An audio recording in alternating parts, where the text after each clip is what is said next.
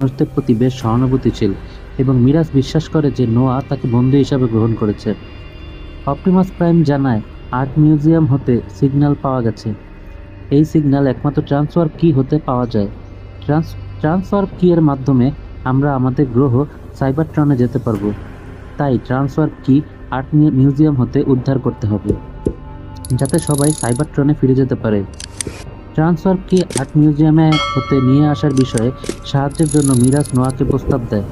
মিরাজ নোয়াকে বলে ট্রান্সওয়ার্প কি উদ্ধারে তাদের সহযোগিতার বিনিময়ে নোয়া টাকা পাবে।